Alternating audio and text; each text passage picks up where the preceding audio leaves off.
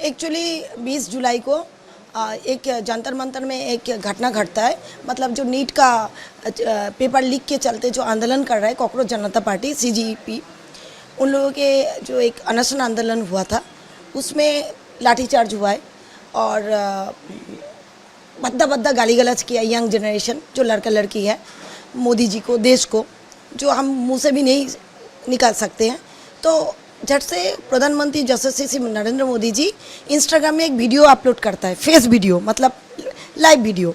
उसमें वो बोलते हैं कि जो यंग जनरेशन जो मुझे भद्दा भद्दा गाली दिया, देश के लिए और सबके लिए जो गलत गलत शब्द इस्तेमाल किया है, मैं आप लोगों को माफ़ करता हूँ। कोई लीगल एक्शन नहीं लिया जाएगा क्योंकि आप लोगों का भावना का कदर करते हुए, यंग जनरेशन है, बहुत बड़ा लाइफ पड़ा हुआ है, केस कचहरी में जाएगा तो उनका लाइफ एपोजिट होगा, तो मैं आपको माफ़ करता हूँ।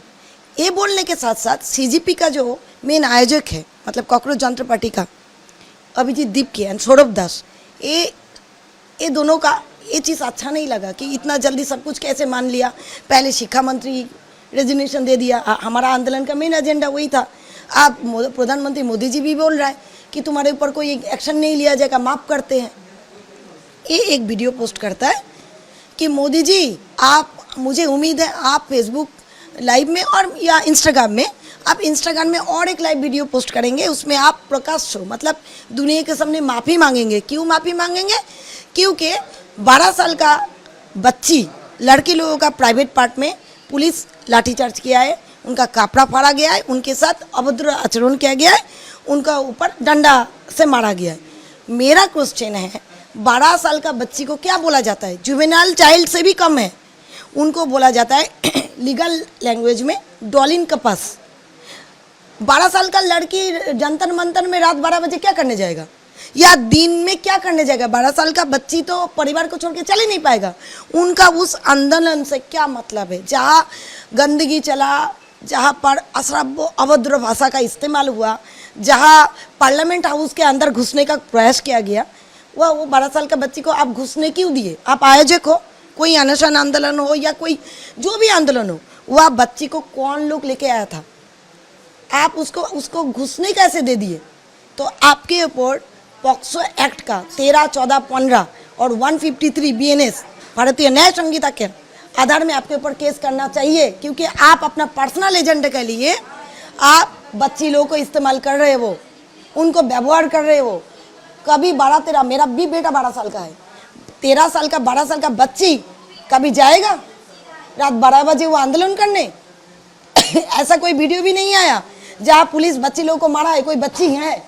अगर अभिजीत दीपके ये बात बोला है तो उनको प्रमाण करना पड़ेगा कि 12 साल का बच्ची, एक लड़की बच्ची वहाँ गया क्यों, कौन उनको अलाउ किया अंदर। इसका जिम्मेदारी लेते हुए वो जब वीडियो पोस्ट किया है तो उनके ऊपर भारतीय जो पॉक्सो एक्ट है उनका 13, 14, 15 के आधार पे और 153 BNS के आधार पे उनके ऊपर कार्रवाई होना चाहिए। हम आपको बोलेंगे इसके पीछे बहुत बड़ा शायद बहिरागत शक्ति, जो हमारा तो बहुत सारा देश हमारा उन्नति को नहीं देख पा रहा है, बहिरागत शक्ति है। क्योंकि ये जो अभिजीत दीपके है ये एकदम लोअर मिडिल क्लास फैमिली से बिलोंग करता है, अमेरिका में पढ़ने जाता है। और जो सौरभ दास है इसका एक फ्लैट है 11,000 स्क्वायर फीट का जिसका भाड़ा है 10 लाख। कैसे आता है ये फंडिंग? कौन फंडिंग कर रहा है? आप देखे हो वह पिज़्ज़ा जो खाना जो सप्लाई कर रहा था उसको पेमेंट कोई और जगह से आ रहा था, है कि नहीं? कौन दे रहा है? कहाँ से आ रहा है ये सब पैसा? डीप स्टेट का कार्रवाई है क्या? जैसे नेपाल में हुआ, जैसे बांग्लादेश में हुआ, वही चल रहा है क्या? क्योंकि आंदोलन का मेन एजेंडा था शुरुआत में कि शिक्षा मंत्री धर्मेंद्र जी को पदत्याग करना, हो गया।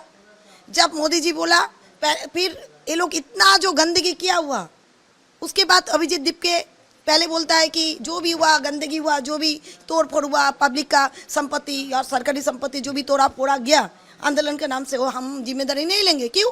क्योंकि हमारा जो आंदोलन था वो अहिंसक नहीं था, वो अहिंसक था, वो सहिंसक नहीं था।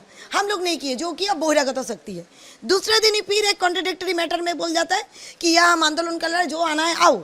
तीसरे दिन वो बोलता है, मोदी जी जैसे ही बोलता है कि मैं जो भी तोड़ फोड़ किया है, जो भी गंदा शब्द का इस्तेमाल हुआ है देश के खिलाफ, मेरे खिलाफ, हम तो भी माफ़ करते। तब देख रहे थे ये तो आंदोलन ठंडा पड़ रहा है, ये तो ठीक से तो नहीं जम रहा है, तब जाके बोलता है मोदी जी अभी आपका माफ़ी चाहिए। किस बात का माफ़ी? कौन सा बच्ची गया था?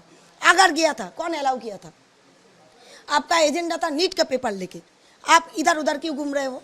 और आप लोग को फंडिंग कौन कर रहे हैं? आप लोग का आंदोलन खत्म ही क्यों नहीं हो रहा है? डिमांड पे डिमांड पूरा किया जा रहा है, लेकिन आप लोग का आंदोलन खत्म ही नहीं हो रहा है। मुझे वो लगता नहीं है, आई एम श्योर। आप सोचिए ना, सौरभ दास को 10 लाख रुपया कहाँ से आ रहा है? एग्जैक्टली डीप स्टेट का कार्रवाई है, उसमें हमारा देश का कुछ दलाल, कुछ हमारा देश का जो विरोधी है, हमारा देश में भी तो कुछ लोग हैं जो देश का भला नहीं चाहता है, सबके साथ मिलके ये मोदी गवर्नमेंट को फेंकने का, गिराने का कोशिश चल रहा है। ऊपर से दिखा जा रहा है कि ये नीट का पेपर लीक का बात है, बहुत कम स्टूडेंट है जो वहाँ पे शामिल था। ज़्यादा से ज़्यादा आप देखिएगा ऐसा ऐसा शक्ति, ऐसा ऐसा आदमी को देखेंगे और जो कॉलेज भी नहीं पास किया, जो स्कूल भी नहीं पास किया। सारा वीडियोस आप लोग ऑलरेडी आप फेसबुक में देखेंगे, इंस्टाग्राम में देखेंगे, बहुत सारे मीडिया चैनल दिखा रहा है जिनका जो नीट का फुल फॉर्म भी नहीं बोल सकता है। मैं इसको 0 FIR होता है, क्योंकि ये घटना घटा दिल्ली में, तो दिल्ली में जब घटा, ये मेरा इधर का नहीं है, तो आप जब भौगोलिक इलाका आपका अलग है तब उसको 0 FIR बोला जाता है। आप साइबर FIR कहीं भी जगह से देश का कर सकते हो। तो मैं ये 0 FIR की हूँ, इसको मैं सिलीगुड़ी साइबर थाना में की हूँ। मैं अपना स्पेसिफिक जो भी सेक्शंस है मैं डाली हूँ, जैसे 153 VNS एक्ट, जैसे पॉक्सो एक्ट में पड़ता है आपका 13, 14, 15। और मैं स्पेसिफिकली जो भी जगह से मुझे वीडियो मिला, जो CGP का जो अभिजीत दीप के जो फाउंडर है, अभिजीत दीप के आयोजक है वो, और सौरभ दास जो भी बोला, बकवास किया, उनका सारा video clip with link URL बोल के एक नंबर होता है, सब दे के मैंने पुलिस स्टेशन में सबमिट किया। और मैं रिक्वेस्ट करके आई हूँ IC को कि सिर्फ ये वो क्या बोला, 13 साल का जो बच्ची लोग कहाँ से आया, ये मत देखिए, ये तो पहले देखेंगे ही, इसके ऊपर तो ये सारा जो धारा ये लगाएंगे, इसके साथ इनका जो अकाउंट है, इनको जो फंडिंग कर रहा है, इनका जो गतिविधि है, इतना सालों से कहा गया एक लोअर मिडिल क्लास लड़का अमेरिका में पढ़ने चला जाता है, कौन फंडिंग किया? और आ जाता है इस टाइम पे जहाँ मुगल साम्राज्य का जो चैप्टर है वो हटाया गया, हिंदू धर्म का जो भी राजा रानी था, जो भी हमारा तो गौरव का कहानी है ना, हमारा राजा लोग तब क्या था, हमारा शिवाजी का आप जीवनी पढ़िए, आप इन्फ्लुएंस होंगे। जैसे मुगल का जो एक इतिहास को चैप्टर से धर्मेंद्र जी हटाना चाह रहा है, तभी इनका उदय होता है, तभी अभिजीत दीप के आ जाता है, तभी ये नीट को आंदोलन होता है, तभी पेपर लीक करवाया जाता है। आप समझ रहे हो ना, सारा तार जोड़ोगे तो आपको प्लग पॉइंट मिल ही जाएगा। इसीलिए मैं लिखी हूँ स्पेसिफिकली कि सब कुछ कीजिए, इनका गतिविधि के ऊपर भी नज़र रखिए। कहाँ किससे मिलता था ये 5-6 साल में, इनका अकाउंट से लेके इनका इंटेंशन, क्योंकि मुझे कहीं लगता है ये आंदोलन को ख़त्म ही नहीं करना चाहता है। तभी आज बोल रहा है मोदी जी माफ़ी मांगे, कल बोलेगा मोदी जी रेजिग्नेशन दे, परसों बोलेगा राहुल गांधी को PM बना दे। इनका डिमांड अनवांटेड है, लोग नहीं चाहता इनका डिमांड पूरा हो, क्योंकि मैं भी लोगों में पढ़ती हूँ। लेकिन ये लोग जो चाह रहा है, कुछ ऐसा देश के अंदर में ऐसा अशुभ शक्ति है, और बाहर तो डीप स्टेट है ही, नेपाल जैसा बनाने का कोशिश चल रहा है। अभी अगर इसको नहीं रोकेंगे ना तो बहुत बड़ा झमेला हमारा देश में भी होगा, क्योंकि JNG लोगों को बहुत भड़काया जा रहा है। मेरा रिक्वेस्ट है, सब इन लोगों का जो भी कमेंट्स होता है, वीडियो ये लोग पोस्ट करता है, उनमें थोड़ा ध्यान दीजिए। जहाँ भी लगेगा कि गलत बात लिखा गया है उसके ऊपर लीगल स्टेप लीजिए।